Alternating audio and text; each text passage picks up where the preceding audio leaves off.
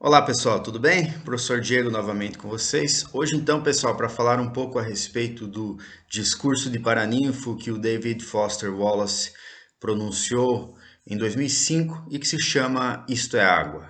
Ele ficou muito famoso, né? O This is Water, girou o mundo no momento especialmente da morte do Foster Wallace em 2008, né? Por razões que comentarei nesse vídeo. Espero que vocês gostem dele, né? Assim como eu tenho visto que muitos gostam deste escritor. Muitos chegam até o meu canal pelos vídeos que eu produzi.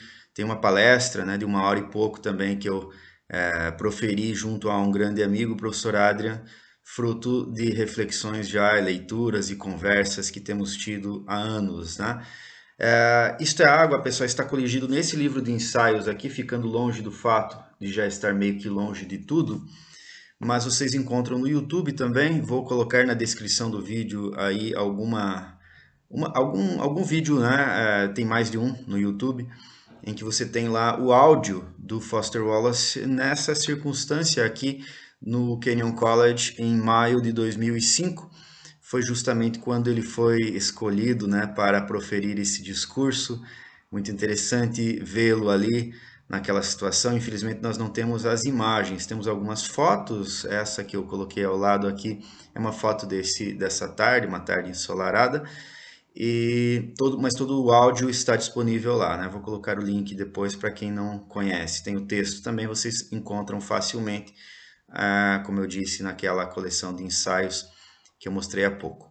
O que há nesse discurso, então, que mereça a atenção de vocês e que mereça também a meditação, né? Durante vários dias, aí, meses ou anos, como eu tenho feito desde que eu vi pela primeira vez e que me impactou fortemente. Realmente o texto, aquilo que ele diz é muito forte. Isto é Água, como todo o discurso de Paraninfo, sempre tem aquele teor mais ou menos arrematador de um período, nos faz de alguma forma pensar a respeito de um certo trajeto.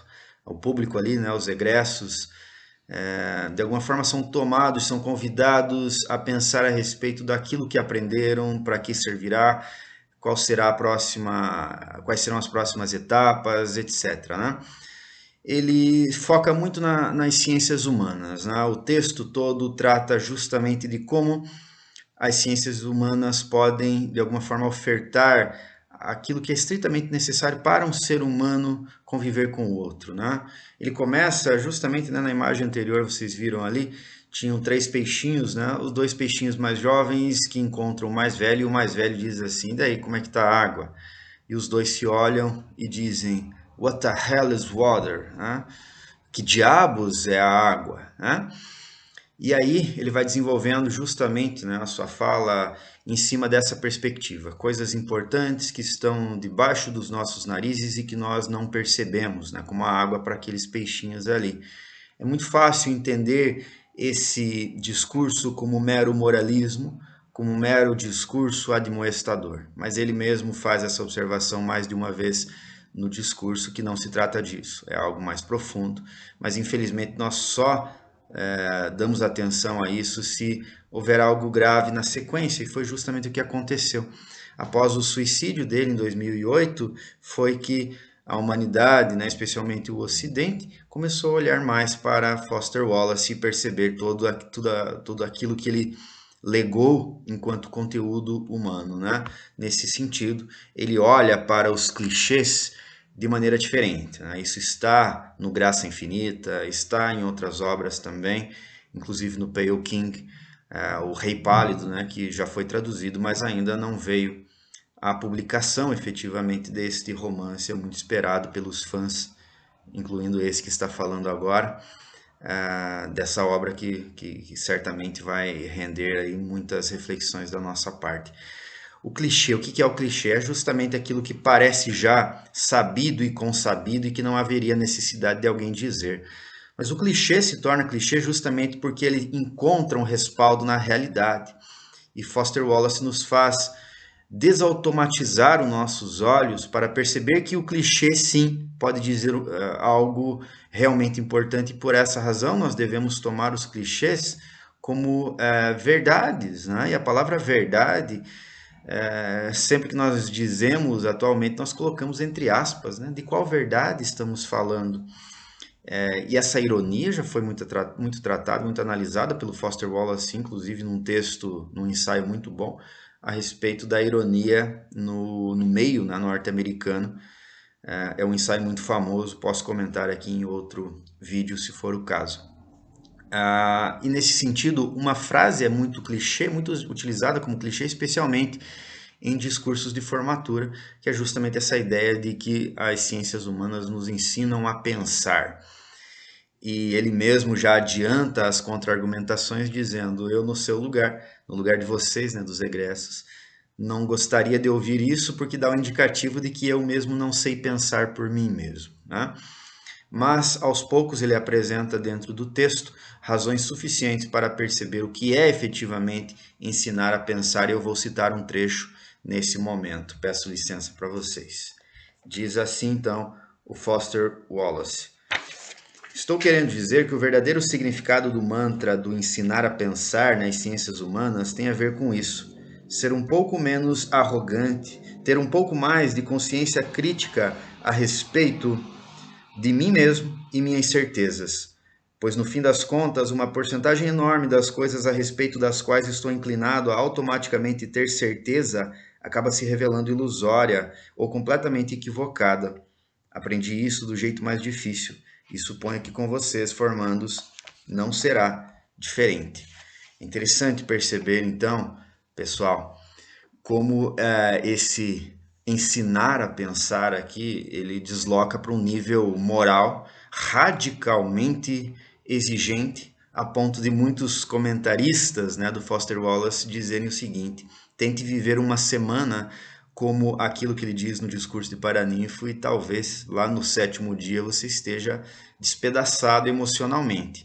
Porque a exigência que ele coloca com relação à preocupação do outro, a nossa alteridade, é gravíssima, é radical, na verdade, né? A exigência de alteridade em Foster Wallace é radical, ou seja, nós nos colocarmos no lugar do outro de tal maneira que o sofrimento do outro nos diz respeito diretamente e você não tem álibi para fugir desse compromisso com o outro. Nesse sentido, as crenças opostas ali são muito colocadas várias vezes durante esse discurso, de modo que hoje em dia talvez nós não estejamos, nós especialmente os brasileiros, não estejamos preparados para enfrentar isso que ele propõe ali no seu discurso. Ontem mesmo estava vendo uma live de lançamento de um professor de que gosto bastante, João César de Castro Rocha, da UERJ, e ele explicitava o seguinte: nós estamos vivendo um tal momento em que as pessoas que pensam de maneira diferente chegaram no nível de se tornarem incomunicáveis umas com as outras, ou seja, não há mais como dialogar, segundo a perspectiva de Castro Rocha, nesse atual momento brasileiro, com aqueles que pensam diferente da gente. E como é triste ouvir isso, né? Como é triste constatar isso, especialmente se nós estamos passando por uma obra, por um texto, por um discurso como este do Foster Wallace, em que ele propõe exatamente o contrário. Em sua obra, por exemplo, Breves Entrevistas com Homens Hediondos, ele nos coloca enquanto leitores ou leitoras, por exemplo, né, entre outros contos, é um livro de contos, na mente de um estuprador. Ou seja, a exigência é radical mesmo, de nos colocarmos no lugar deste outro aqui que nos desafia moralmente. Ou, por exemplo, nesse livro, né, o Pense na Lagosta, tem um ensaio aqui em que nós nos colocamos no lugar de uma lagosta. É desse tipo de exigência que Foster Wallace está tratando, não só no Isto é Água, mas também em toda a sua obra. E não há outra maneira de nós nos aprofundarmos em Foster Wallace se não passarmos por essa trilha moral proposta aqui. Embora o texto, ou o discurso, melhor dizendo, não seja moralista no sentido estrito. Essa frase que eu coloquei aqui é porque me choca muito, né? Porque 3 anos depois do discurso, Foster Wallace tiraria a própria vida, né? Muitos desses suicidas já estão mortos muito antes de puxar o gatilho, né? Essa frase aqui, ele menciona a questão do suicídio 2 vezes no discurso, né? Faz com que suas palavras pesem muito mais, justamente porque ele tiraria a sua própria vida 3 anos depois. É interessante porque esse discurso ele viraliza no mundo justamente após o suicídio dele, e eu reputo especialmente por esse fato.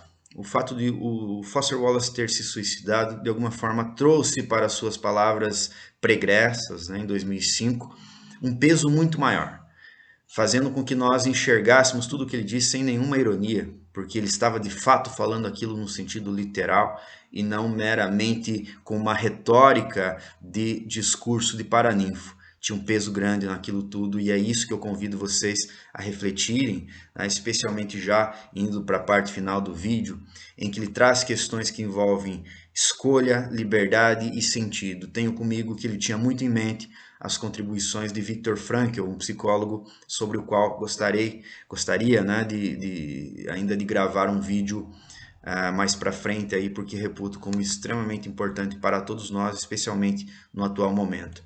Fechando o vídeo agora, pessoal, vou citar o trecho final desse discurso que eu acho fantástico e que joga toda a responsabilidade para que nós façamos algo diante desse discurso, né? Então eu peço licença de novo. Diz assim Foster Wallace: a verdade com V maiúsculo diz respeito à vida antes da morte, diz respeito a chegar aos 30 ou quem sabe aos 50, sem querer dar um tiro na cabeça. Diz respeito ao valor real de uma verdadeira educação que não tem nada a ver com notas e diplomas e tudo a ver com simples consciência. Consciência daquilo que é tão real e essencial, que está tão escondido à luz do dia, onde quer que se olhe, que precisamos repetir para nós mesmos a todo momento. Isto é água, isto é água. Esses esquimós podem ser bem mais do que aparentam. É incrivelmente difícil fazer isso, ter uma vida consciente e adulta dia após dia. E com isso, mais um clichê se prova verdadeiro. A nossa educação leva mesmo a vida toda e ela começa agora. Desejo a vocês muito mais do que sorte. É a mesma coisa que eu desejo para vocês. Espero que vocês tenham gostado do vídeo. Um abraço e até logo.